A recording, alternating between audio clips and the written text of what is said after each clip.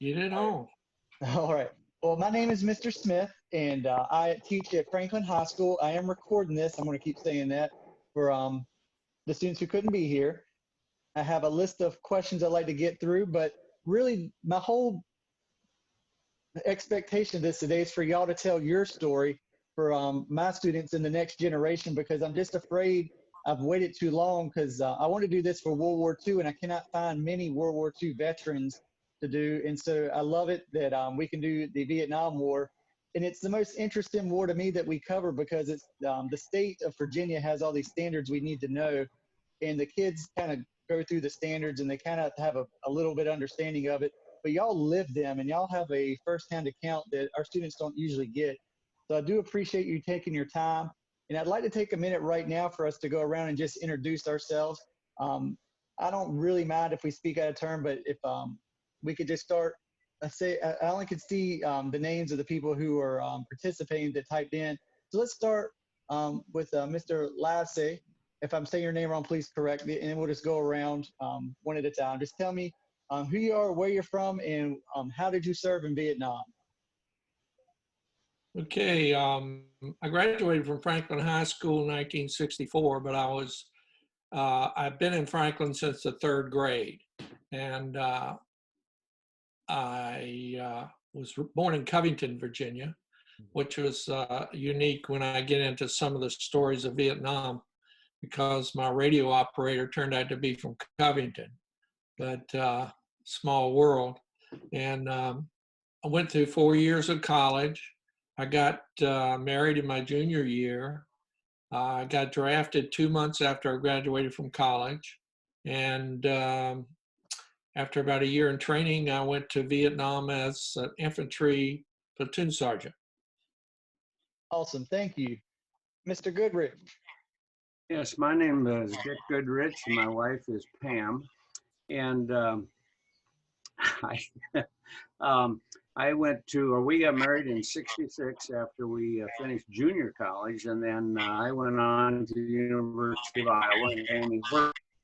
And I graduated from Iowa in '68. Next day, after it was June 7th, '68. The next day, the draft notice came. So anyway, I went in the Army in September of '68 down to Fort Polk, Louisiana. And I ended up being a chaplain's assistant in the Army and in Vietnam.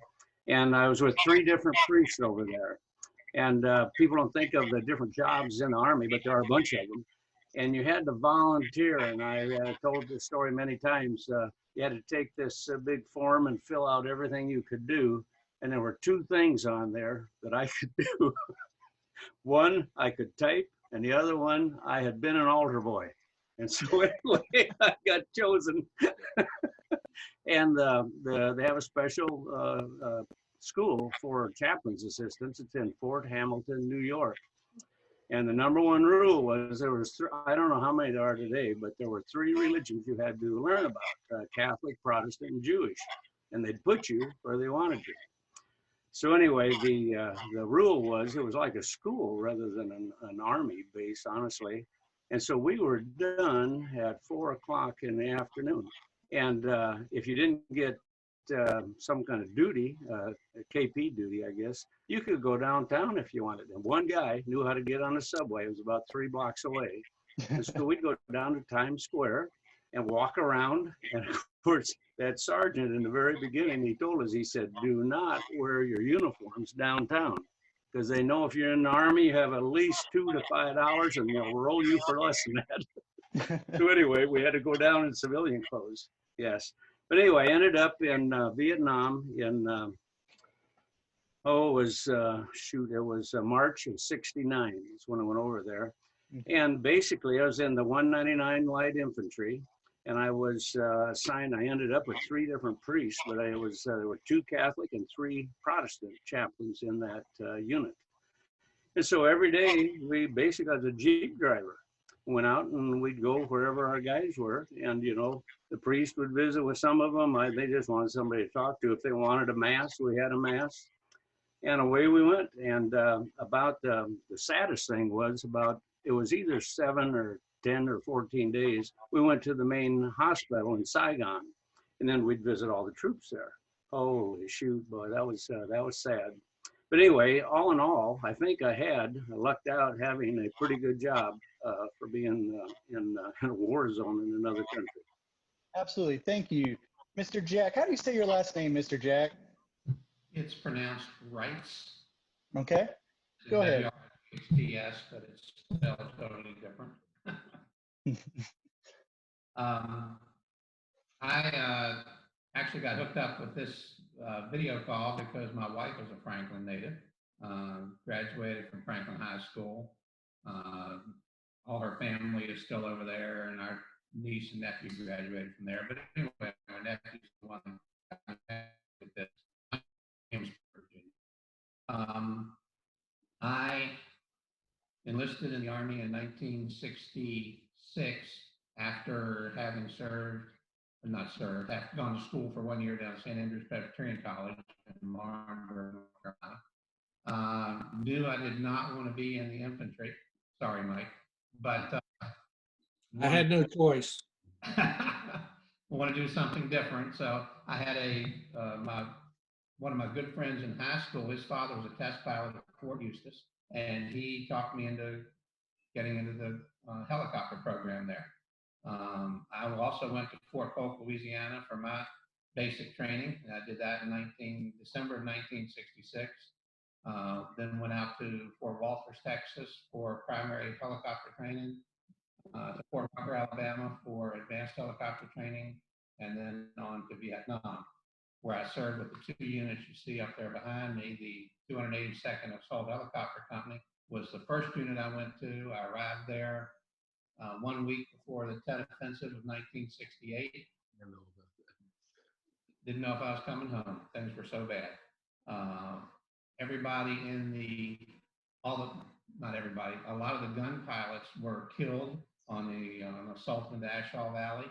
And so they knew I had gun training, and they came to me and said, "You're going to be a gunship pilot as opposed to a slick pilot carrying troops." So that's why I was a member of the Alley Cats. And then 3 months later, I was de-shuffled, date of rotation back. I shuffled up to the 101st Airborne, and that's where I served the rest of my career. Came back, or not, my Vietnam career came back in January of 1969.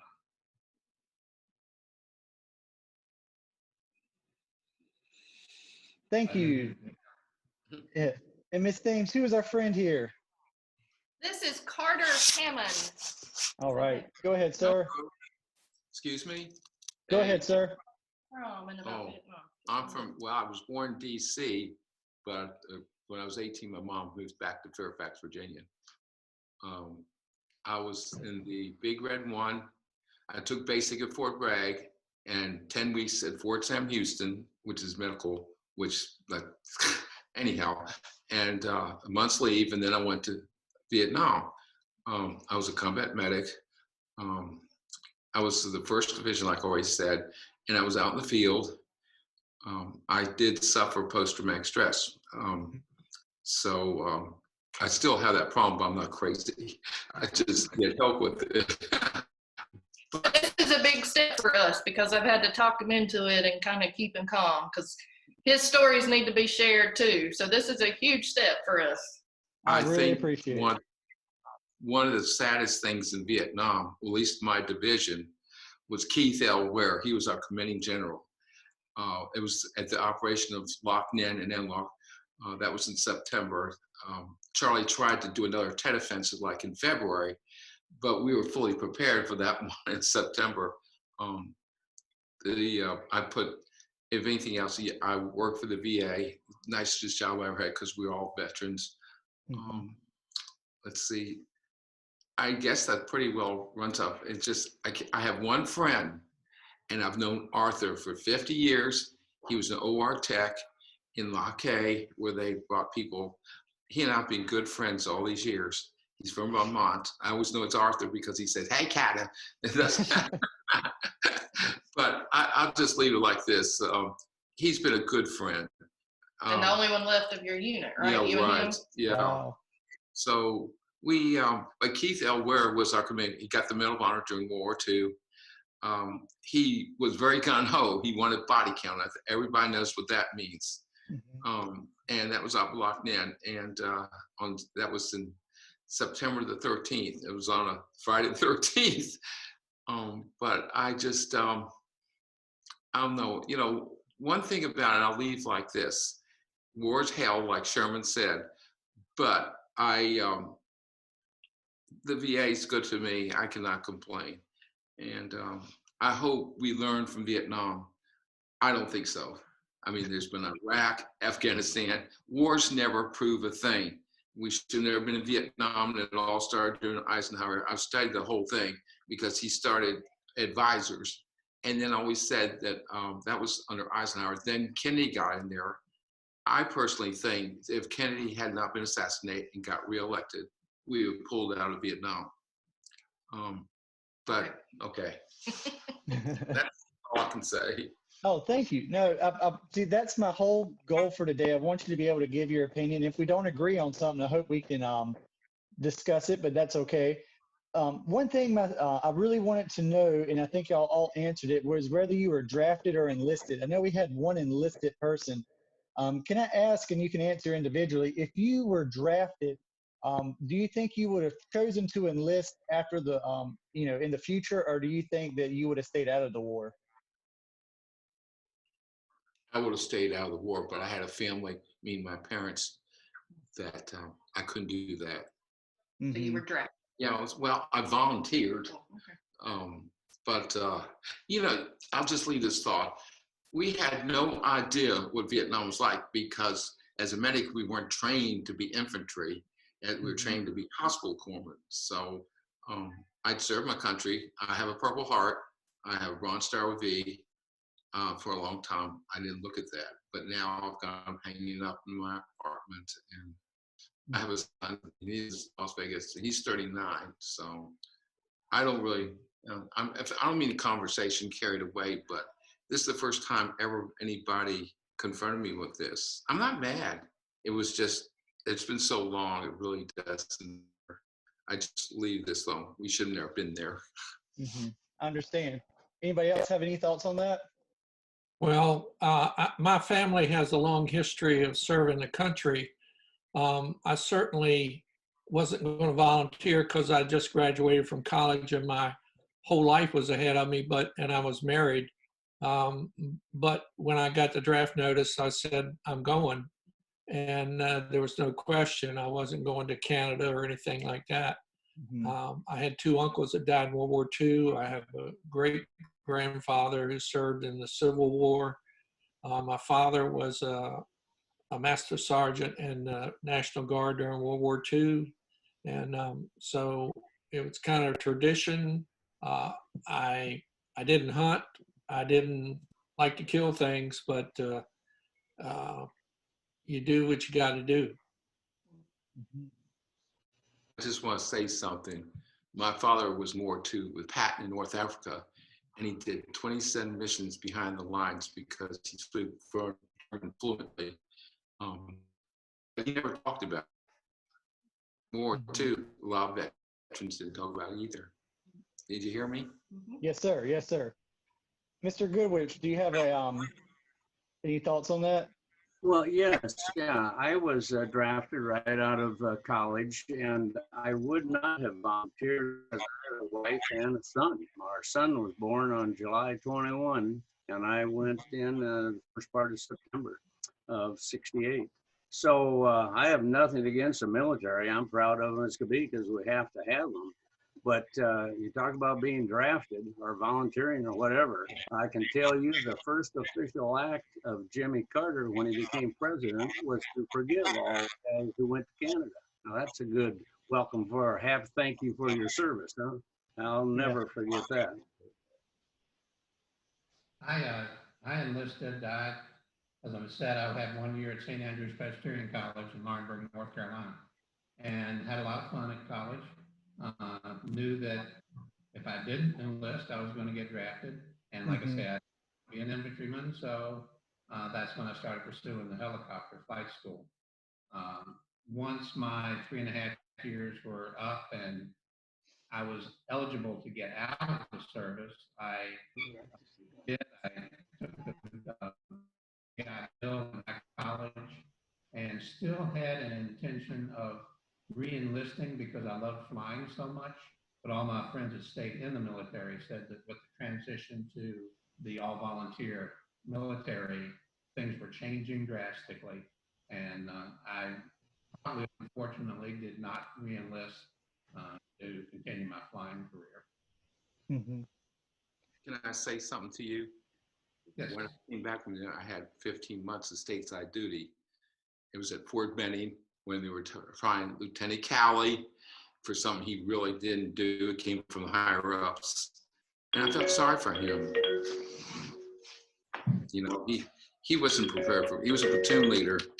And, but coming back to the States was, I could do that. But when we got out in 1970, we're in a big world that nobody appreciated us. You know, I had a readjustment, kind of like Forrest Gump did, except I didn't have Jenny. For the best.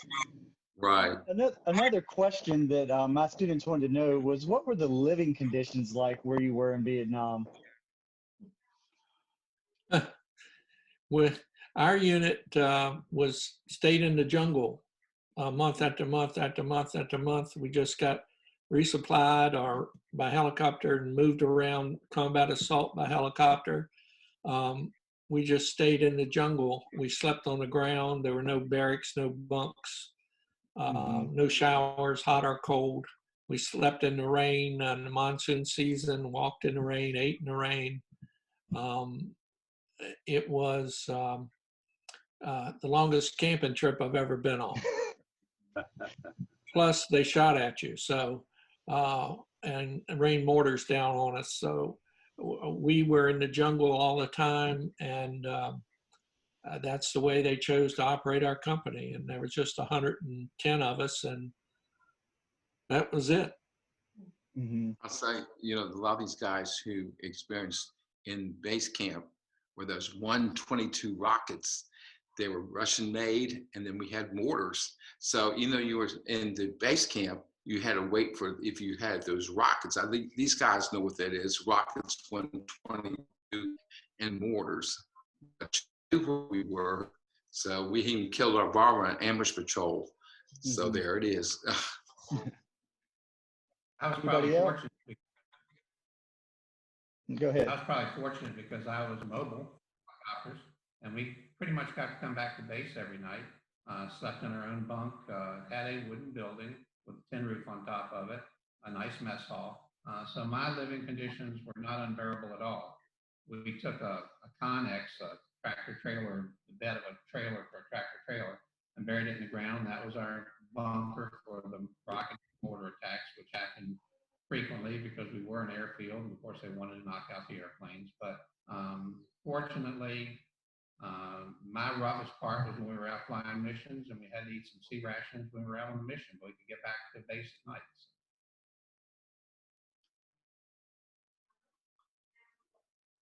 Did you have anything to add, Mr. Goodrich? Well, I was at our main base was north of Saigon. That's all I can remember. I'm going to tell you 30, 40 miles north of Saigon. Am I on? Yes, sir. We can hear you. Okay. Anyway, we went out every day, and I'll tell you, 80% of the time I was back at the main base. And then the other times, of course, we stayed wherever the troops were. And so, you know, you slept on the ground. One time some guy it would look like a little Quonset hut, and he had 2 eye bolts through the ceiling, had a hammock. That was his bed. And so I slept on a cot in there, and they'd been there for like, I think it was just over a week, which was rare. Well, the rats, if there's food, the rats, and I'm telling you, rats would run along those boxes and fall off onto me, and they were as big as a cat. So there it was either hot or it was raining. It was hot, and I'm rolled up in an army wool blanket, so I was afraid those rats would get underneath the blanket. That was one of my longest nights, other than being on guard. I was only on guard duty probably 6 times. and you start staring some way. About 2 hours, you start see things moving out there, and they would threaten us not to shoot unless we absolutely knew, of course. But anyway, I think I had a good job for being in the Army. Saw the rats. How about the fire ants that we used to get? You remember the fire ants? Yeah, that's right. But see, at our main base, they were shooting. We got those mortars and rockets in all the time, but they really didn't come close to the. I was in like a big barracks. They were going after the helicopters that were parked out on the airfield. And so I don't think, except for one time, it was a Quonset that I was in. They got blown up, and that was scary as could be. But I was only 2 times on the ground. We're with our troops, and we're walking somewhere. I don't know where we were, but anyway, here came the word that the enemy was coming, and so we all fanned out, and we were all laying on the ground waiting for them to come. I tell you, my heart was pounding so hard, I thought it's coming through my chest at one time. But anyway, they never ever came. I never had to shoot at anybody. But that was one thing. I think somebody said they liked to shoot. I grew up hunting pheasants and quail. And that was the one thing I liked about basic training and the Army. I got to shoot a lot of different rifles. And the most fun thing I ever shot, and it was, of course, at a rifle range, we weren't out in the field, was a grenade launcher. That was a nice little gun to shoot. I only got to shoot it 2 times because we had so many hand grenades and everybody wanted to shoot it. But that was, that was the good part of the Army for me. And I think earlier you said something about the students want to know how the food was. Well, we had great food in my mind. But when we were out with the troops for, the longest I was ever out, I think at a time was like a full week. And that was about 4 or 5 different times in the year. Well, we didn't have hot food when we were out in the field. But the one time I couldn't wait to get back to the main base for supper, liver and onions. That's what they had that night. I ate it anyway. I have a kind of amusing story about food in the field. It was Thanksgiving, and the sergeant was going to send out Thanksgiving meal to the troops in the field. And the mess crew came out with all these pots full of meat. And I took the top off and looked, and the meat was green. I said, this is supposed to be steak, but it looks like liver. And so I didn't eat it. And everybody chowed down on this steak that was green. And that night, I heard a lot of digging. And I said, are we getting hit tonight? Nobody told me. I thought they were digging their foxholes deeper. And they were actually digging cat holes. They had diarrhea from eating that meat. And soon they were digging outside the perimeter and knocking trip flares off. And they were yelling, don't shoot, it's me, don't shoot, it's me. And I think we had 36 people with dysentery and diarrhea from that meal, and another 42 in our sister company. That was the only hot meal we ever got in the field. Can I say something? Yes, sir. Go ahead. One of the worst things I ever saw when I was in the 1st Division, the 11th Armored Cav, the 11th Army, and my point man, we made the wrong contact, and my point got square in the head, and all the things went all over me, and that was really bad. The 11th Armored Cav, they came and they swept the road and they hit a mine, and immediately they made the wrong contact, and my point man got hit. He had just got promoted to E5 that day. His name was Sergeant Weeks.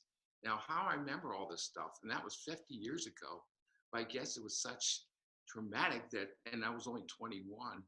These guys commit that we'll never forget it. I mean, it was so ingrained in our heads, right? I mean, right, guys?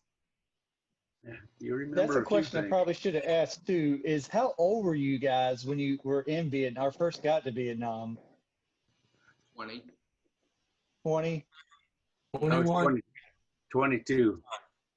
Cool. I guess I was 22. Yeah. That's amazing. I can't, like, at 22 years old, I was in college. I could not imagine, leaving everything and going over all the way across the world to fight in a jungle. I can't imagine. I want to take the time right now to thank y'all for everything you've done. These stories are amazing to me. they put me in charge of 22 men, and they were all draftees, and they were all 17 to 19 years old, and I'm only 22, and I've got to take care of them. It was a big responsibility. Yeah, that's amazing. The next question I want to ask, it's not my favorite question, but it's one that I'm interested to know.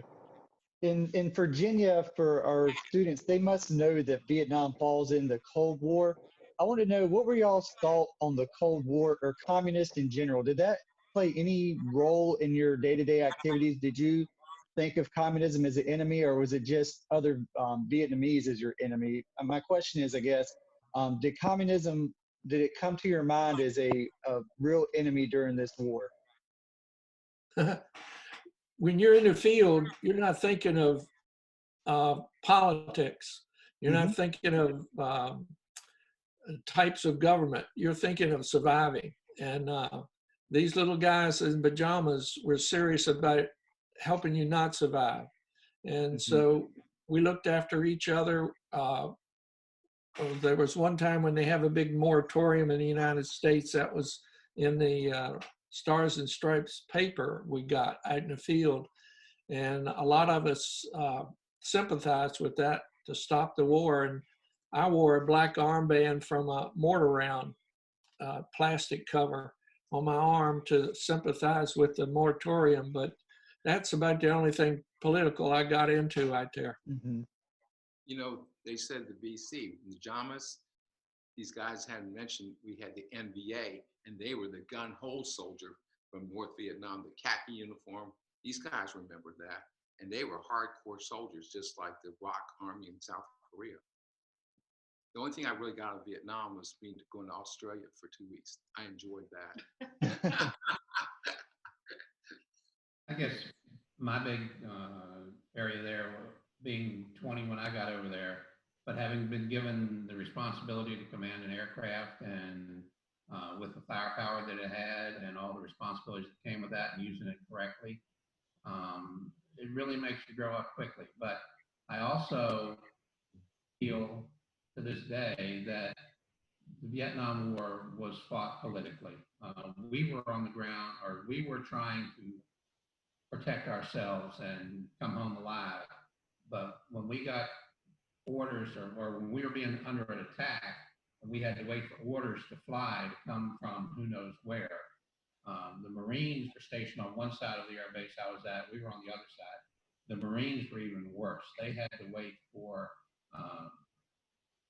forever, it seemed like, before they could take off to try to react to a mortar or a rocket attack. Whereas at least with the Army, we would jump in the choppers and go.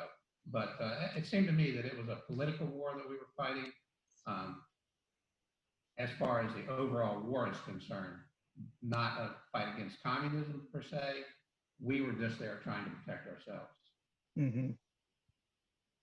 So that's great for me. Mr. Goodrich, do you have something to add? Yeah, I would just say this. I've always been a history buff. That was my favorite, history and geography and math. Those were my three favorite subjects in school. And I knew we were fighting communists, and what we've been, and today we're fighting them economically still in China and wherever. But yeah, it was the thing that was maddening was, it's kind of like the Middle East thing. We just would do this, do that. You never went across a line. So, how are you going to whip them if you don't go into their home and kill them all? And ever since then, I've thought about this basic statement, I think, quite a lot. Basically, if you go from World War II to today, the only war we've won was that little island that we had a college there, and the Reagan sent in the boys because some, I don't know who it was, took over the island. And so we're still fighting communists. And I honestly think the reason we don't win any wars is we go in there with the number one purpose of don't kill any civilians, number one, and don't kill any more people than you have to. And you think about the bombing they did in World War II and just watch some of these documentaries, they just slaughtered the civilians in those towns, bombing them. And so, it's a horrible thing to think of, but I just hope we never get into that again. But that's why we're not winning anything. We won't go in there to take the territory and kill who we have to kill. Can I say And that, something? yes, sir. Go ahead. Okay, I don't mean to interrupt, but the French told us they were there in the 50s, right? And why we went, because the French had their tails whipped. Why didn't we pay attention to that? You know, that was before we hit Vietnam, but we didn't pay attention. And Ho Chi Minh went to American University. He was our friend. So what happened? Oh, somebody tell me that. You know, why did we get involved when the French told us not to? It was a French colony, rubber plantations. They made their money, right? Mhm. My students always ask in years past, why did we get involved there? And I have to keep coming back to what the state tells me is that it's to stop the spread of communism. What I'm hearing from you guys, it's that, you know, you don't care why you're there to survive. And that's a scary mentality, I would think, that you don't, I won't say care, but you don't care what the other person's political party is. You're just trying to survive. And I can imagine the mental toll that would take on you day in and day out. And that kind of segues into my next question. While you were in Vietnam, were you aware of any war protests? I know some of you have answered that already. And did they matter to you? Did it matter to you that people were protesting the war, or were you still there early enough where there were no protests? Like I said, they had that great moratorium in Mm-hmm. 1969, I think in the fall, and all these people showed up in DC, and that was in our little newspaper, Stars and Stripes, when it was going to be. And I saw that we weren't accomplishing anything there, but getting a bunch of people maimed, killed on both sides. So I agreed with this moratorium. They ought to bring us home. At that point, there were 500,000 of us over there. And what were we doing? What was the deal? It seems like we were just there for body count. Everything was body count. I even had to dig up graves to make sure it was a dead combatant. And you don't forget the smell of that. But our favorite saying over there among the troops was anything that happened, they would say it don't mean nothing. And that was our whole attitude. We were there for nothing, and it don't mean nothing. We didn't take a hill and keep it.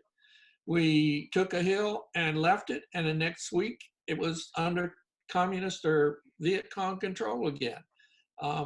We seemed to be just spinning our wheels and getting a lot of people hurt.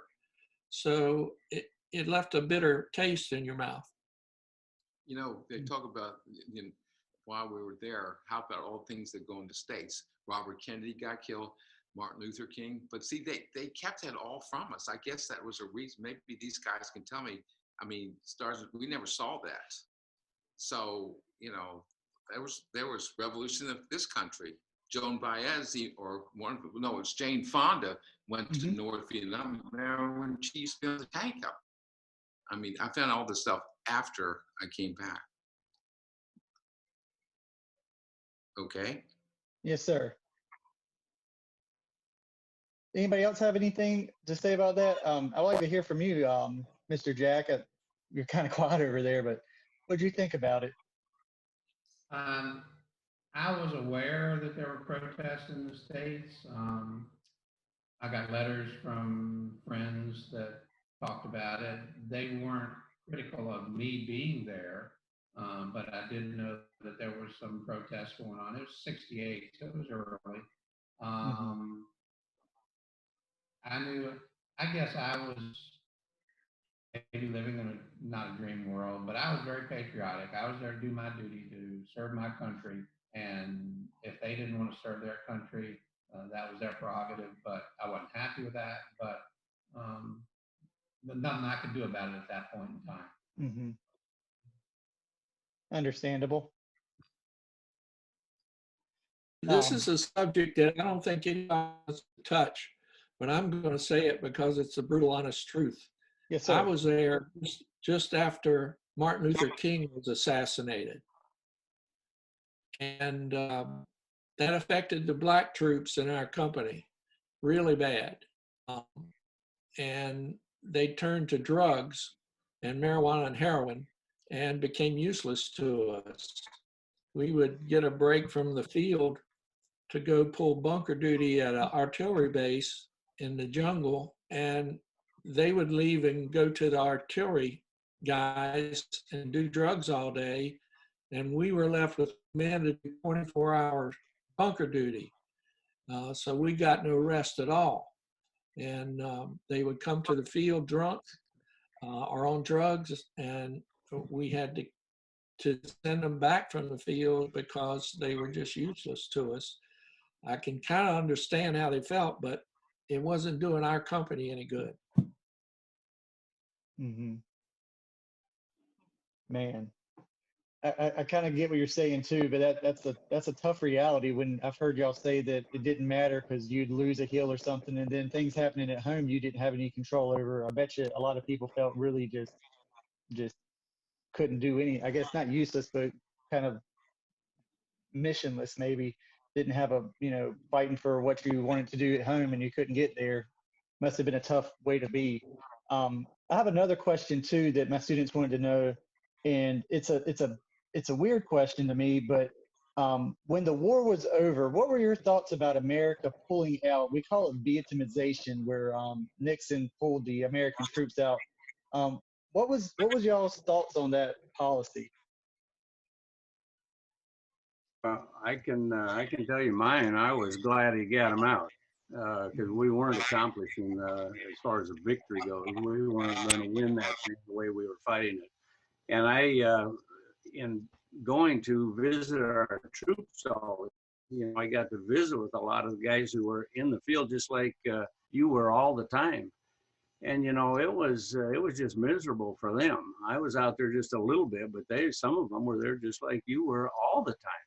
And that was one of the things that I got transferred to another unit with this one priest. And this is the one story I have that's truly unique.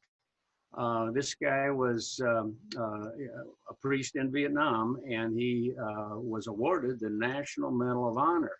Well, once you get that award, they can't put you back in a war zone unless you volunteer. Well, he volunteered to come back, and he was in that 199 Light Infantry that I was in, so he came back to that unit. Well, of course, I was this other chaplain's assistant. Well, his assistant was going home in I'll tell you, 4 or 5 months after he'd been there. Well, he got in a fight with the general, and you don't fight with the general and win. And the fight was over. The guys are supposed to be back at the main base for at least 3 or 4 days, once a month, for good hot showers, good hot food, etc. And they weren't doing that. So this guy's name was Father Litke, Charles Litke. He's the only chaplain to be awarded the National Medal of Honor and live to get it. There's been a number of them who have been awarded that. But anyway, so he told the general, he said, I guess, I'm hearing this third hand. The third visit in there, he said, because of my award, the press will listen to me. And if you don't bring him back, I'm going to put it in the newspaper. Next thing you know, he's transferred back because we're all in helicopters or around artillery. And they said he was losing his hearing. And so he was gone, and I was his assistant for about a month after that. But I mean, really nice guy. But when you think about you with being out there all the time, and holy cow, it was like no more than 4 times. I think I was there in the field for a week at a time. Oh Lordy. So you had the tough jobs in my mind. Mm-hmm. They didn't talk about, everybody could get shot. How about when guys would come down with malaria or bamboo vipers? Anybody know about that? I mean, when you got malaria, that sticks with you all your life. You can't even give blood. I had a thing called jungle fever, which was like malaria. My temperature was 104 for 4 days. My brain was cooked, and they didn't expect me to live. So these guys know what I'm talking about, being malaria and stuff. Mm-hmm. We had a young man who wouldn't take his malaria pills. Yeah. And he got called home for emergency because his father died. And he died of malaria in Chicago's O'Hare Airport, going home for his father's funeral. And he did it to himself. And back to the original question, once I returned from Vietnam and finished my year of being a helicopter instructor down in Alabama, college, I guess it affected me. I chose a college that was not a residential college. It was a local college because I did not want to be involved with all the protests and things of that nature. But then I kind of compartmentalized my Vietnam service, moved it off to the side, and was concentrating on college, and done that probably for the past 40 years or so. It's just recently that I've started to open that box and see what's in there. And that's one of the reasons I'm participating today. And part of that, a lot of the Vietnam movies I refuse to watch. Full Metal Jacket, those movies. Just recently, my wife and I struggled through the episode of Vietnam by Ken Burns, which was tough. It was tough to watch. But I think that helped to reinforce, if you will, my idea of political war.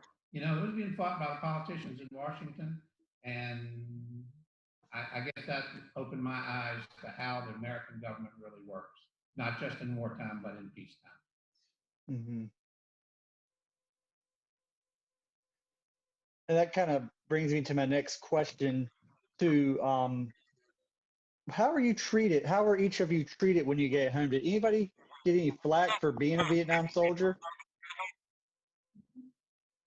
When I first returned home, my mother had some friends here in Williamsburg that wanted to have a cocktail party. And I knew that one daughter was very anti-war. And when she came up to me at that party and initially asked me, hey, what do you think of the war? I just told her, and my answer was, you have your opinion, I have my opinion, and so we're not going to talk about it. But then, like I said, going to the college I went to, I did not experience a lot of those students there were returning military, and so I was kind of in a more of an isolated school situation, college situation. I came back a little unusually because I didn't come back to an airport, civilian airport. I was wounded and came back to a military hospital and military transportation. So I was in the hospital for about 5 months. So I saw a lot on TV, but I didn't experience it personally until I was able to leave the hospital. And based on what I'd seen on television, I didn't wear my uniform. And I didn't tell anybody I'd ever been to Vietnam.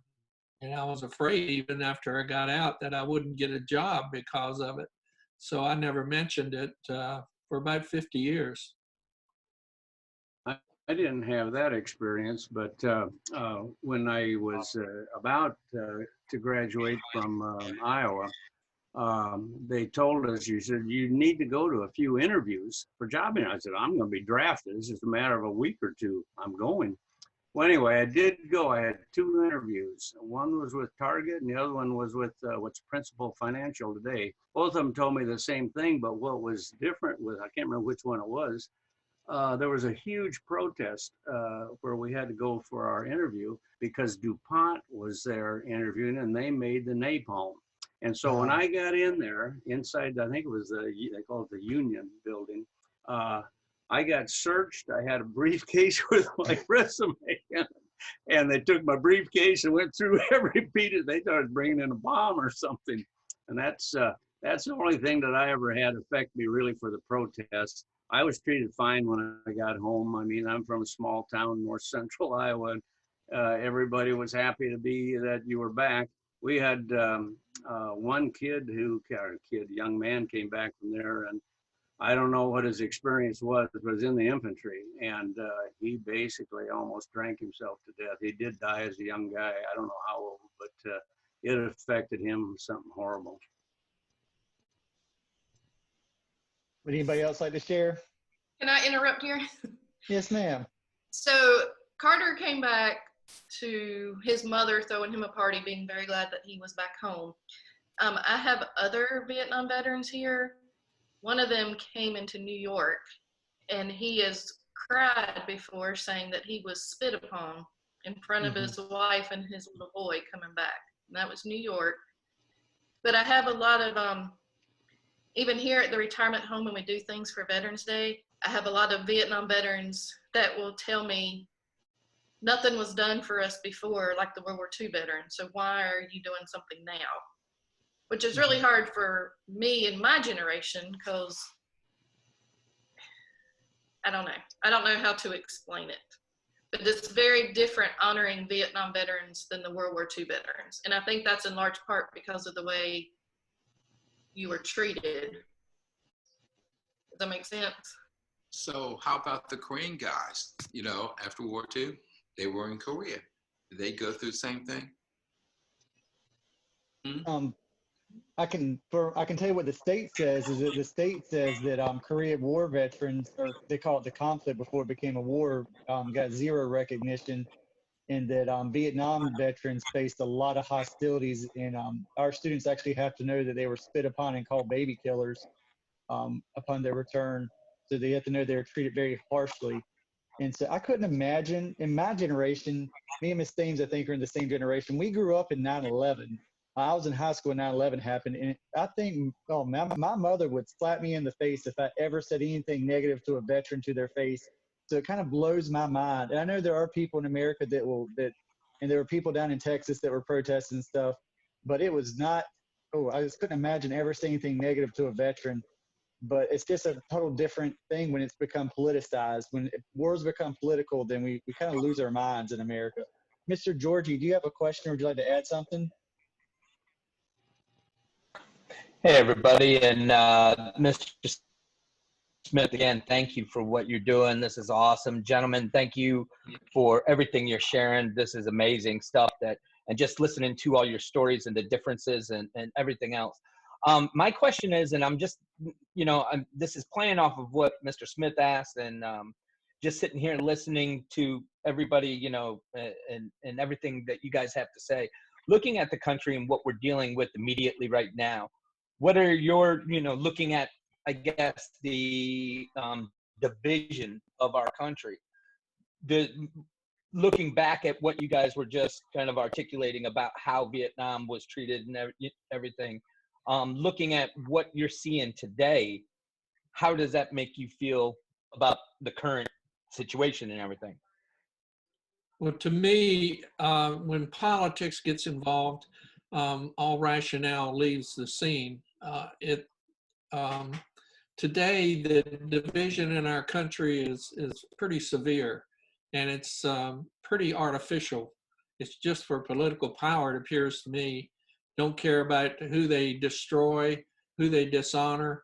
New York Times today had a story about our military is white supremacist. Now, on Memorial Day, that is so tragic that I can't imagine the thought process that would develop an article like that. The division in our country is real, and it's not getting any better.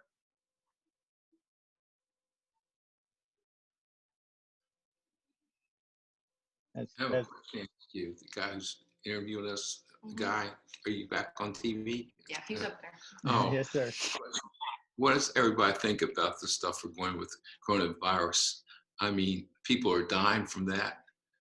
It's not like we're shot at, but it's very bad. I mean, give me an idea. Why didn't we take care of it when it first came out or even before that? I mean, these guys and me survived Vietnam, I'd like to know what's going on, Why are we, this virus, I mean, I'm in a retirement place, and it's like being boxed in, I'm so used to being in my car, which I still do. Can't see some of my friends. It's very tragic. I wish somebody could help me. I'm having a hard time with this thing. I could just more coming back from Vietnam than this virus that's going on. How long is this going to last? Would somebody please tell me? We all wish we knew, but I think if you will allow me one slight indulgence to share my screen, this is what it's all about, I think. Joe Reichland was a friend I went through flight school with. He was killed in Vietnam. That, I think, is what we need to remember today are our fallen, and that's what today's about. I've been honored on Veterans Day in November. My granddaughter had me come up to her school. She was so excited about that. But I think we all need to remember what today is all about, and hopefully the students will know this is not a day for hot dogs and hamburgers. It is, but it's a day to remember. Absolutely. Thank you for sharing. I lost a squad leader that I think about a lot. He was killed Christmas Eve, 1969. And his daughter was 1 year old. And it's Sergeant Ronald Gene Dennis. And I think about him a lot. Yes, sir. You know, I could add this a little bit as far as protesters go and so on. This is the opposite of that. Down in Branson, Missouri, it's basically a entertainment place and so on. But every show down there, doesn't matter which one, every show starts with them honoring the veterans, and they end with the I don't know if it's the national anthem or America the Beautiful. And have all the veterans stand and thank them, and away we go. So there are a lot of loyal, what I call loyal, and I don't know if that's the right word. They aren't any protesting going on down in Branson, I can tell you that. And I didn't ever experience it here in Iowa, except like I said at that the very first interview I ever went to, I had to get searched because of protesters of DuPont. So there are, you know, our country's divided. It's a big country, and there are a lot of people who, you know, they either get their way or they're going to scream and holler and throw a protest. And I'd like to add or ask one more thing, and if you need a second to think about it, that's fine. But I want y'all to think about anything you'd like to share with our students about what you think they need to know about Vietnam, whether it be a story or something interesting or just your perspective. I'd like to give each of you as much time as you'd like to express that to this generation. Our kids live in a bubble, really, in Franklin. It's a small town where, you know, some kids don't ever get to leave the city until after they graduate. So I'd like for you to tell them just something you'd like to express to them about Vietnam that you think they should know, and then you can do it in any format you'd like to. This year, I celebrated the 50th anniversary of being shot. I don't know if you can see this or not, but Yes, this is a picture of my platoon. And I'm on the far side here. Mm-hmm. I don't know if you can see that, but Yes, sir. 10 minutes after that picture was taken, I was shot. And that changed my life completely. And you never think you're going to be the one, but there's always going to be a bullet with your name on it if you're out there in the front lines. And it was difficult to deal with leaving the troops. It was difficult recovery, 5 months. And when I got home, I looked like a prisoner of war. I went over weighing 175 and came back weighing 110. And my wife didn't even recognize me. She came into the room and was looking for me, and she was looking right at me. When you're 22 years old, it's a game changer, a world changer, and you grow up real fast, and you learn to deal with different people and different situations. And I don't regret going. I don't regret the service. It made me the man I am today. And never, never, ever refuse to serve your country. Mm-hmm. I agree. I think that what we need to not lose focus on is this is what we fought for. I don't care if you're Republican, Democrat, Independent, who. This is what's important. And I think all your military today is fighting for this. And that's what we need to instill in our students is patriotism for the United States. That it's the only country we got, and we got to take care of it.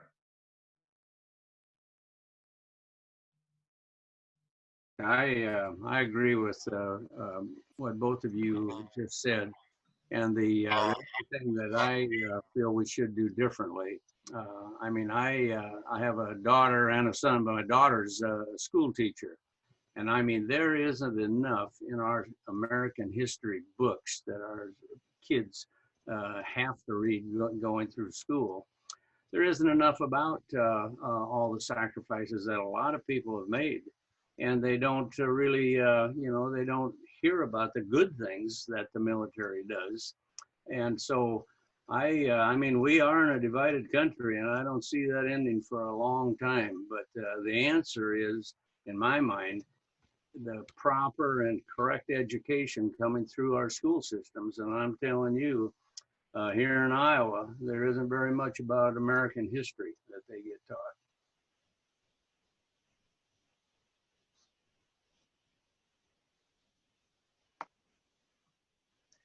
And would anybody else like to add anything else to that? Can I add to your students? Yes, ma'am. Yeah, absolutely. So I am not a veteran. I do come from a family of veterans.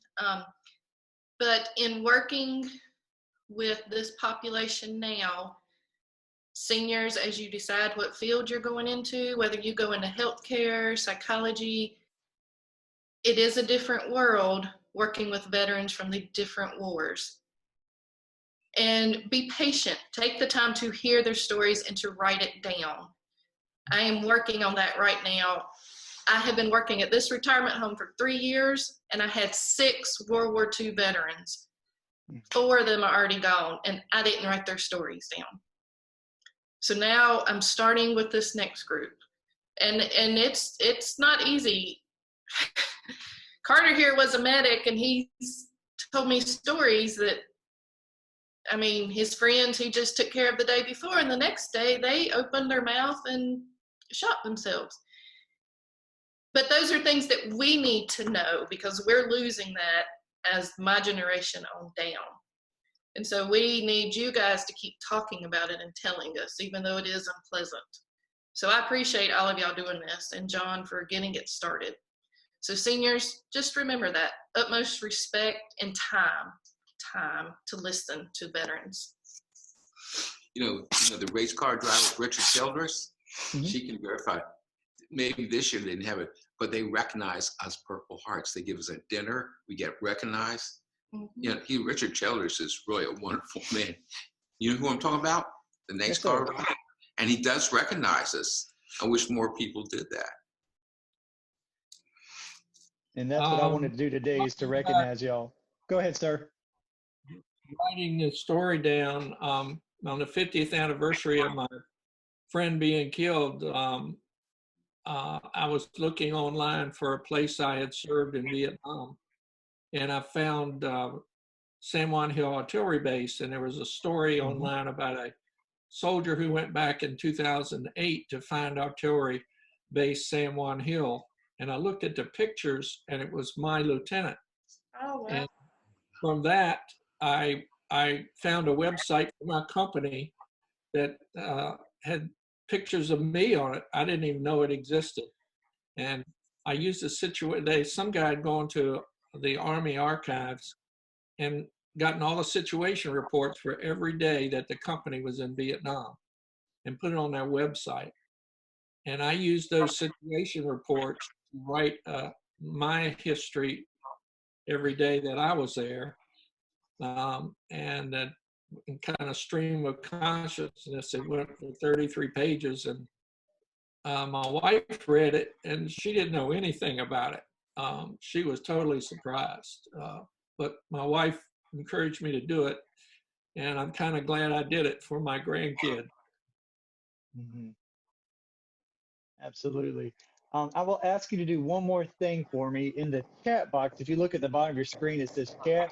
If you could put in your name and your address, I'd like for my students, because I'm going to keep showing them this video from years on out, or if we ever get back together in a classroom, I'd like for them to send you letters, just to let them know you're thinking about, or let them know you're thinking about y'all, and to just thank you for giving your time. If you could do that for me in the chat box, and I'll send you a message too. Because I think Ms. Thames has knocked it on the nail on the head, is that I'm afraid as a history teacher, one, I'm not naive enough to not know that everything that we learned or I teach my students is how it is. That's my big issue, is that I had no idea some of these stories, and so I started researching it on my own. And so I just want to keep in contact with you guys. And two is that if we don't get these stories out there, the next generation won't know, and we're going to make the same mistakes over and over again. We've talked about a couple of times how Vietnam, it was kind of crazy to be there. The French, that's right, told us not to be there. But I'm scared we're going to make the same mistake in a different part of the world if our generation, who eventually will come into power, don't know these stories. If y'all could do that for me, that'd be great. That is all I have for today, but I will stick around as long as you would like, if you'd like to tell any other stories you'd like to share with my classes. And but I just appreciate your time on Memorial Day of all days, and I really appreciate y'all coming in and speaking to us today. Yeah, well, thank you for doing this. Thank you, students. Perfect. And if Mr. Leslie, he's another teacher at Franklin, and Mr. George, you'd like to add anything else, that'd be great. Where did you say to write your name down? There's a little chat box. If you look at the bottom of your screen, it says chat. Okay. I could. Oh, I see it. Okay. All Yeah, right. I would just love to be able to send y'all some letters and stuff. And I'd love for the students, when they get to watch this, if they'd like to send you letters to stay in contact with you, that'd be great. But just, you know, thank you guys for being willing to take this time and to talk about your stories. You know, I'm a science teacher, but I'm an Army kid, and I feel like a lot of times people don't want to listen, and I think it's important to listen. And I think it's awesome, one, that John did this, and I think it's awesome that you guys took the time to do it, because it's important in a lot of ways. And this was both a good and amazing use of my time this morning, and I just thank all of you for inviting me to share it with you. You know, one thing about why we always felt alone is because, you know, today they have deployments. We didn't have that. We went over alone and we came back alone, unless you were assigned to a deployment. And that's kind of bad, you know, because there's nobody you can relate to except my friend Arthur in Vermont. You understand? Yes, sir. It's not like World War II, where I was in the same situation. Have that. At least I didn't, you know. You understand what I'm saying? We went over there alone and we came back alone. And that's go ahead, sir. If you were a replacement, I was a replacement for a mortar attack that killed 22 and killed 11 and wounded severely 11 more in our company, and I was a replacement. And you come over alone and you get off the chopper and no one speaks to you, no one looks at you, because they don't want to get to know you, because tomorrow you may not be there. So it was a very different situation. You watch these World War II movies where everybody trained together, knows each other very well. In Vietnam, like he said, you're all by yourself, and if a lot of times they don't even want to get to know you, because tomorrow you may be gone. And it's a difficult situation for a young man to handle. Mm-hmm. I'd like to thank the other fellows for participating. This was very interesting to listen to. My wife's been sitting here beside me the whole time, and very interesting. Thank you. I really appreciate all your time today, guys. If there's anything you ever need from me, I think you all have my contact through Facebook. And if you do need something, please let me know, and I'll be glad to help you out. But I hope this will become a tradition almost. I'd love to do this every year for my students. I guess when we're talking about the pandemic, we don't know when it's going to end, but there are a few good things coming from it, because I never would have thought about doing this until I had to use Zoom for everything I do at school now. So I just really appreciate y'all taking the time, and everyone that's helped out, Ms. Thames and anybody else that's helped out with the technology. I really appreciate it. It's a great way to for us to connect our generations together. Yes, thank you, John. Thank you. Thank you. Thanks a lot. It was great to meet you all. I think I got everybody's address. If not, I think I know how to get up with you. But I just appreciate it, guys. And I hope you have a great Memorial Day. And I hope my students can help understand that this is a big deal, and that we just remember all our fallen friends and soldiers today. And so I just appreciate your time. Thank you. Thank you. You. Thank you. Y'all have a great Bye-bye. day. Bye.